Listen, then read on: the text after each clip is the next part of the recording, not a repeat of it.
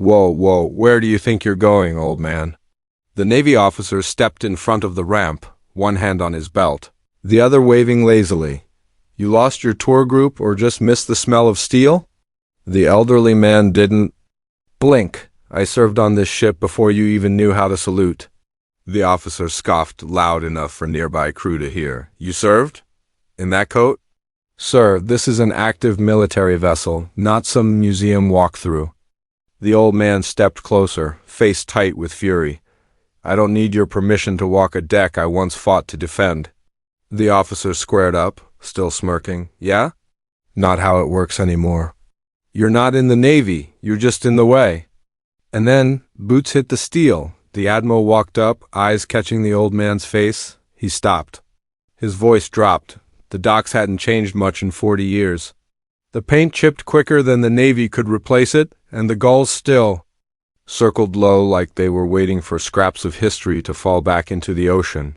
Cold air rolled off the water that morning, not sharp enough to hurt, but just enough to make a man remember bones he thought had healed. The man walked with a quiet determination, not limping, not dragging, but carrying age like armor. His coat was too old for the younger officers to recognize deep navy, thick wool, double-breasted with tarnished buttons that had held up through typhoons and silence. The name patch was faded, barely a whisper against the cloth. His boots tapped the steel deck with rhythm, like muscle memory hadn't quite let go of parade formations and midnight drills. His eyes weren't tired, they were watchful. His hands stayed in his coat pockets, but you could tell they hadn't lost their grip. As he neared the loading ramp of the USS Maddox, the same ship he'd called home during 2 deployments. Though now fitted with new tech and younger men, a young officer stepped forward, hand on belt, posture straight, but with a casual arrogance in his voice. Whoa, where do you think you're going, old man? The officer said, eyebrows raised like he was humoring a street magician. The man didn't stop right away. He paused halfway up the ramp, letting the steel under his feet remind him he was still real, still steady, still here. I'm going aboard, the old man said flatly. You're not cleared for that. Tours don't start till next week, the officer shot back, gesturing lazily toward a clipboard in his hand. And even then, they stay on the dock. The man slowly turned to face him, no fear, no hesitation. I'm not here for a tour. The officer smirked. Well, unless you're hauling orders from Fleet Command, you're not getting past. Me, nice jacket, though, looks like something out of a World War II exhibit. The man's jaw shifted slightly, a sign that the insult wasn't new, but still landed where it hurt. He pulled a folded piece of paper from his inner coat pocket, crisp edges dulled from being opened and closed too many times. He held it out without a word. The officer glanced at it, gave a laugh that didn't quite reach his eyes, and didn't take the paper. Look, I don't care what story you've scribbled on there. You're not cleared. This is an active ship, not a reunion party. You're wasting both our time. The man folded the paper back slowly, like it was sacred. I served on this ship twice. Combat tour in the Gulf, another in the South China Sea. I laid men to rest in that ocean while this deck rattled beneath missile fire. That's not a story. That's fact. The officer didn't move. His smile didn't fade. But something behind his eyes did shift. Not enough to respect the man, but enough to feel cornered. You served? Okay, so did my uncle. Doesn't mean he gets to walk on a nuclear destroyer whenever he feels nostalgic. Times change, old-timer. I don't need your permission, the man said quietly. The officer's shoulders stiffened at the tone. Yeah? Well, unfortunately? For you, Navy protocol still runs through me at this gate. So, unless you've got a badge, a rank, or an escort, you're not going anywhere. A few crewmen nearby had started paying attention. Nothing dramatic, just side glances, half-lowered. Clipboards, a few slowed footsteps. The kind of pause men give when something doesn't feel quite right. The man looked up the ramp. They changed the flight deck access, he muttered, more to himself than anyone else. Used to be near the starboard stairs. Guess they refitted it after the sonar upgrade. The officer's brow twitched. He didn't like that the man knew that. Yeah, maybe you read it online. The man stepped off the ramp slowly, boots clanking. He moved not like a man backing down, but like one honoring a rule he knew better than to break twice. His eyes swept the ship, not in wonder, but with familiarity. He wasn't looking for beauty. He was confirming things. "You said you served," the officer said, sarcasm still half wrapped in authority. "What was your rate?" The man didn't flinch. "Command Master Chief, 5 tours. USS Maddox, USS Palaliu, USS Winston Churchill. Retired 2007 honorably." "Convenient answer," the officer said, but his voice was thinning. The man locked eyes with him. "You ever pull a sailor out of a flooded engine room while shrapnel dropped from the ceiling?" The officer opened his mouth, but no sound. "Came out. Didn't think so," the old man said. There was silence, tension, but no drama. Just the sound of steel expanding in morning sunlight and the waves knocking gently against the pier. "Still not cleared," the officer mumbled, but with none of the edge from earlier. The man nodded once. "Figured." He turned to walk.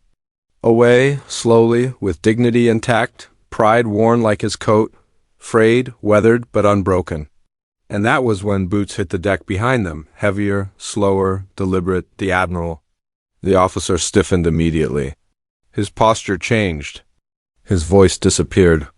"The man didn't turn? Not right away?" The Admiral looked at the old man's back. His eyes narrowed, not in suspicion, in recognition. "Master Chief?" he asked, almost under his breath. The man turned. Not a smile, not a salute. Just a look that said, "You're late." The Admiral stepped forward. "Why didn't someone tell me you were coming aboard?" The officer blinked. "Sir," he said. The Admiral held up a hand. "I know what he said." The old man pulled something else from his coat. Not papers this time. A coin. Heavy, metal, worn at the edges, a command challenge coin? "Not bought. Earned," the Admiral nodded.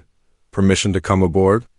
The man asked, and his voice carried more weight than the officer's rank ever could. "Granted," the Admiral said without hesitation.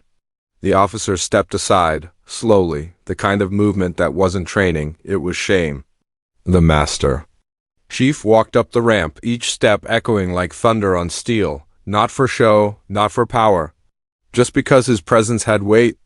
And the ship, with all its upgrades, all its youth, all its rules, recognized him before anyone else did. He didn't look back. He didn't need to. The officer didn't speak for a long time after the Admiral escorted the old man up the ramp. His jaw was tight, his eyes glued to the ground like he could somehow erase what had just happened by looking away from it. He stayed at his post, but the confidence that once radiated from his stance had crumbled. His salute was still crisp, his uniform perfect, but something inside him had shifted, and he knew it. Above him, the Admiral walked alongside the Master Chief in silence. It was the kind of silence that didn't need words because both men had lived through things only the sea and steel would ever understand. They passed sailors who turned their heads, confused at first by the unfamiliar older men until they saw the Admiral walking beside him. No one dared speak, but the glances multiplied. You could feel the air shift with each step they took deeper into the ship. Below deck, in the corridor outside the captain's wardroom, the Admiral finally spoke. "I thought you were gone," he said. "I was," the old man replied, "but something's off on this ship. I felt it before I ever reached the dock." The Admiral raised an eyebrow. "How long were you standing there before he stopped you?" "Long enough to count every scratch on the hull." The Admiral exhaled slowly. "Lieutenant Graves didn't recognize you?" "To be fair, most don't need to," the old man said. "I'm not here to be remembered. I'm here because the Maddox doesn't feel right anymore." They reached the door. The Admiral keyed it open, then motioned inside. The room was quiet, lined with ship logs, an old framed photo of the Maddox during its first commissioning, and a brass anchor mounted beside a display case of commendations. The Admiral poured 2 cups of black coffee without asking. "Word's going to spread fast," he said, handing 1 cup over. "Crew saw what happened. Let them," the old man replied. "Maybe it'll remind a few of them what this uniform actually means." The Admiral sat down, folding his hands over the table. Tell me why you're really here." The Master Chief didn't sit immediately. He stepped toward the wall of photos, faces long gone, frozen in medals and official smiles. "2 months ago," he said slowly, "a letter showed up at my place. No return address. No name. Just one sentence. They're rewriting history aboard the Maddox." The Admiral narrowed his eyes. "What do you mean?" "I checked everything, the ship's redeployment, the crew roster, even the cum logs I could get my hands on. And something isn't adding up. Someone's been cleaning house, quietly." The Admiral's face went still. "You think someone's trying to erase records? I think someone already has." The Admiral leaned back. He wasn't a man, easily shaken, but the way his jaw locked said enough. "There's been some changes," he admitted. "Some new officers with very specific instructions. Orders routed through a civilian contractor deep clearance. Can't even get the files above a red line." The old man nodded. "You don't need clearance to smell a lie. I've, seen too many to not recognize one." They sat in silence again, the hum of the engine room far beneath them like a slow heartbeat. Above deck, Lieutenant Graves had finally broken posture. He walked a few paces from the ramp and leaned against a railing, watching the water churn. One of the junior seamen approached hesitantly. "Sir, was that really who I think it was?" Graves didn't look up. "Who do you think it was?" "The Master Chief. The one who pulled 4 men out of the engine fire in '97? Graves didn't answer. He didn't need to. The junior seaman nodded. "Didn't know he was still alive." "Neither did I," Graves muttered. "Back below?" The Admiral stood up. "I want you to stay aboard for a few days," he said to the old man. "Walk the halls. Talk to no one. Listen to everything." "I don't need a uniform to smell rot," the Master Chief said. "But I'll give you 3 days. After that, I speak whether you're ready or not." The Admiral gave a tight nod. "That's fair." The next morning, the old man was up before most of the crew. He moved through the ship like he was walking through his own memory, his hand grazing walls that once vibrated with missile strikes, his eyes locking onto bulkhead numbers no longer painted in the old style. He passed 2 officers in the mess, who barely looked up until one of them noticed the patch on his sleeve, a faded command insignia, barely readable, but still there. "That's old school," one of them whispered, "like ancient." But the old man heard it. He didn't stop walking, but he turned his head just enough. "Respect the patch," he said, "even if you can't read it." Later that day, he found the weapons deck sealed. No posted orders, no access roster, just 2 young MPs standing at the entryway, stiff as statues. "I need 5 minutes inside," the old man told them. "We're under restricted access." One of them replied. The man reached into his jacket, not for but for a photo. He held it up, himself and 4 others standing in front of that very room 20 years earlier. 2 of the men in the photo were dead. "That room used to hold men's names," he said. "Now it's holding secrets." The MP didn't respond. He didn't need to. The silence was enough. That evening in the Admiral's quarters, the old man laid out what he'd learned. They moved the backup server for crew records. It's not logged anymore, offline, air-gapped, and stored in the sonar maintenance hatch. "That's impossible," the Admiral said. "That's a sealed bay." "Not to someone who knows how to listen," the old man replied. The Admiral sat down slowly. "What are they trying to erase?" "Not what," the old man corrected. "Who?" the Admiral blinked. "Names? Careers, incidents, mistakes, everything that doesn't fit the story someone higher up wants this ship to tell?" The Admiral rubbed his temples. "If this leaks, it won't," the old man said. "Not if we stop it now." Graves knocked on the door just then. He'd been summoned by the Admiral after his behavior at the ramp. He entered, stiff and formal. "Lieutenant," the Admiral said, "sit." Graves obeyed, eyes darting once to the old man, then away. "You embarrassed this command yesterday," the Admiral said bluntly. "That man is a Master Chief. You dismissed him like a stranger." "I didn't know, sir." "That's the problem," the Admiral replied. "You should have." Graves swallowed. "I've requested a full profile." Review. I want to understand what I missed. The old man spoke for the first time. You missed the silence. Graves looked up. Sir? You're trained to hear orders.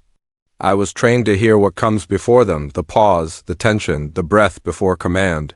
He paused. You didn't listen. Graves nodded. Once, I'd like to. The old man stood slow and quiet. Then walk this ship with me tomorrow. Say nothing. Just listen. Graves hesitated, then nodded. The next day, they walked the entire lower deck in silence. The old man pointed to a steel groove in the floor where an old support beam used to run. They widened this corridor after the fire in 2002, but no one talks about that anymore. Graves stared. Why would they erase that? Because it doesn't match the clean image. History is only useful if it behaves. In the engine room, the old man touched a pipe fitting. I was burned right here. Pulled a kid out who screamed for his brother until he passed out. The stain from that day took 6 months to paint over. Graves didn't speak? He couldn't. Later that night in the bunk hall, Graves sat alone. He stared at his reflection in the small metal mirror above the sink. The man looking back wasn't as certain as he was 3 days ago. The door opened behind him. The old man stood there. You still think I don't belong on this ship? He asked, not accusing, just firm. Graves shook his head. I think I barely do. The old man nodded once. Then you've started. To learn, he turned to leave but paused in the doorway. You wear the uniform, he said. But you haven't earned the silence yet. When you can walk this ship and hear what no one says, that's when you'll know it's yours. Then he was gone, boots echoing down the corridor. Graves didn't sleep that night. The crew of the Maddox felt the shift before anyone acknowledged it out loud. Wordless respect carried through the hull like static on an old radio unspoken, but impossible to ignore. By the third day, every sailor on board knew the name Ellison, even if they hadn't heard it from official lips. No orders had gone out. No announcements were made. But silence has a way of traveling faster than orders when the truth is heavier than rank. Lieutenant Graves had begun trailing the old man through the ship knot with authority. But curiosity, the kind that grows after something sacred's been mishandled, he kept quiet, mostly. He watched, listened, every compartment they passed. Someone paused, no salutes, no grand gestures. Just the quiet stillness of a man remembering something he didn't know he missed. Ellison moved like someone who wasn't checking for faults, but remembering them. At the auxiliary console, he ran his fingers across a bolt he once tightened during a hull breach drill. In the mess, he pointed at a bench and said, I ate my last meal there before deploying to the Gulf. He didn't brag, he just remembered. Meanwhile, the ship's executive officer, Commander Bryce, had been reading daily reports from the watch officers and was growing uncomfortable. Too many. Mentions of civilian observed, crew slowing operations, unusual conversation about legacy personnel. He stormed into the Admiral's office that morning. This is getting out of hand, Bryce said. He's disrupting the chain of command. Admiral Slate didn't look up from his paperwork. He's walking the ship. That's not against protocol, Bryce pressed on. But the crew's distracted. They're second-guessing orders, comparing procedures to old methods. One even asked if the recent drills would have passed under Ellison's standards. Slate finally looked up. Would they have? Bryce didn't answer. He's a civilian, Admiral. He's unregulated. No, Slate said. He's remembered, and you can't regulate that. That same afternoon, Petty Officer Keene, the internal compliance tech, quietly began gathering files without permission. He wasn't sure why. He just knew something didn't smell right. The classified file on Ellison had redactions over events from 2002, including one labeled Deck 4 Incident Personnel Reassignment. Keene, young and sharp but not hardened, had a father who served on the Medux's sister ship. He'd heard stories of the Deck 4 fire. How command nearly abandoned the compartment before a single chief, overrode the protocol and pulled 3 unconscious sailors out through a side shaft. The name had never been published, but he was beginning to think he'd found it. That night, the old man stood on the forecastle deck, alone, facing the ocean. Graves approached, hesitant. Sir, someone erased you from the official record? Why? Ellison didn't answer for a long time. Then, because I made too much noise in. A system built to bury its own guilt. Graves frowned. But you saved lives. You didn't cause trouble? Ellison's voice dropped. Not all trouble is loud. Sometimes trouble is just the truth showing up where a lie was supposed to stand. Inside the crew quarters, whispers grew. Someone had uploaded an old photo to the private ship channel. Ellison in uniform, standing next to 3 lieutenants in a post-fire inspection room. One of the lieutenants was Bryce, younger, less confident, but unmistakably the same man. The caption under the photo simply read, "History doesn't vanish. It just waits." Bryce saw it. And that night he deleted it personally. But by then it was too late. The truth had been seen. The sailors had begun to compare stories. Some found old mentions in archived newsletters. Others asked their instructors. A few made calls to family who had served before. And suddenly, the man walking silently through their ship wasn't just a visitor. He was the standard they'd been chasing without knowing it. Keene approached Graves quietly the next morning. "Sir," he said, "I think you should see something." He showed him a copy of the redacted Deck 4 incident report. Bryce's name is in the command chain. He signed off on the evacuation. Graves read through it slowly, and Ellison went against it. Keene nodded. Saved 3 men, injured, silenced. Graves stared out the porthole. So they buried him to protect Bryce's career? Looks that way. Graves didn't speak for a while. Then, without turning, he said, "Put together every file you've got. Send it to the Admiral and keep a backup." That afternoon, during a scheduled crew readiness briefing, the Admiral made an unplanned stop in the galley. He looked tired. Stern, but not angry. He asked the crew to sit down. "Some of you may be wondering who the man is walking your corridors," he said. "Some of you already know. Some have seen what the records don't say." He paused. "What you need to know is this. Master Chief Ellison was the kind of sailor who did the right thing even when protocol said otherwise. And sometimes our system punishes integrity because it's inconvenient. That ends now." He turned to leave, then stopped. "Command doesn't fear legacy. Command fears truth that didn't ask permission," and then he walked out. The room stayed silent for a long time. No one cheered. No one spoke. But a few rose to their feet, not in salute, but in acknowledgement of something deeper. Not all heroes wear their history, but they walk in it. And on the Maddox, that history had come back to haunt the lies it had once been buried under. By dawn the next morning, the Maddox didn't feel like the same ship. Not because of any official change, but because of the way the crew stood, the way conversations paused when Ellison passed, the way even silence began to carry weight. The Admiral had ordered a formal crew assembly on the upper deck at 0900. Hours no agenda listed, just the kind of vague directive that makes tension climb without effort. Graves stood with Keene near the forward rail, back straight, faces unreadable. The sun was still low, casting long shadows down the deck, and the flag whipped hard in the wind, almost like it knew something was coming. The crew gathered in. Ranks, officers at parade rest, enlisted at ease, all waiting. When Ellison stepped onto the deck from the starboard hatch, there wasn't a sound. No salute, no murmur, just the unmistakable shift of posture that happens when respect walks into the room. He wore the same coat, same boots, nothing added, nothing polished. He walked slowly, as if the steel beneath him needed to remember. His steps. At the podium stood Admiral Slate. Commander Bryce was beside him, arms behind his back, jaw locked, eyes distant. Slate didn't speak right away. He let the silence settle. Then, without preamble, "There are truths that get buried, not because they are dangerous, but because they are inconvenient. Today, that ends." He turned toward Bryce. "Commander, do you have anything to say?" Bryce opened his mouth, then closed it. His face gave nothing. "Sir," he said finally, "I made the best decisions I could under the conditions I was given." Slate nodded. "That's what the record said." He stepped aside. "Let's hear what it didn't." The Admiral turned to Ellison and extended a small, velvet box. Inside was a service medal that hadn't been awarded, deliberately redacted. from Ellison's personnel file 20 years earlier. It bore no explanation, no citation text, just a single engraved word on the edge: integrity.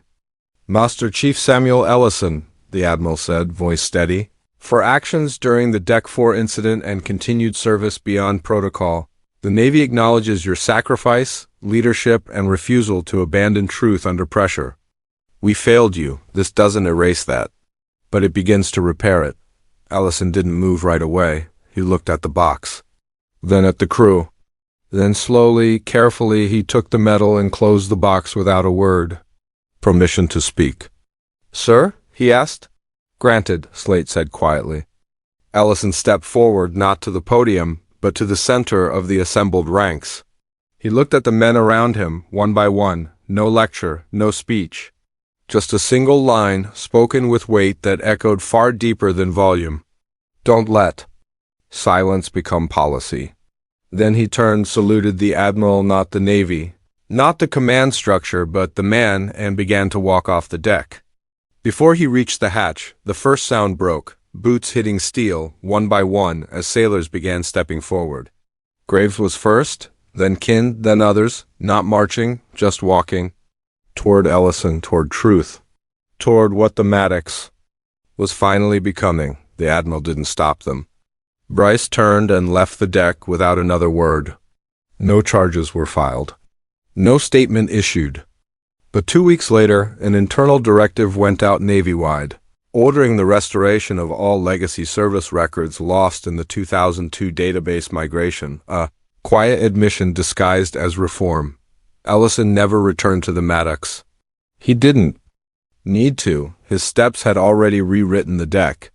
His silence had already echoed louder than protocol. Back home, in a quiet room filled with photographs and rusted memories, he placed the medal beside a folded flag and turned off the light. He didn't hang the medal. He didn't display it. Some honors aren't earned for showing, they're earned for surviving. And that ship, whether the new officers liked it or not, would always carry his boots in its steel, his truth in its wake, and his silence in every corridor too afraid to speak until he forced them to.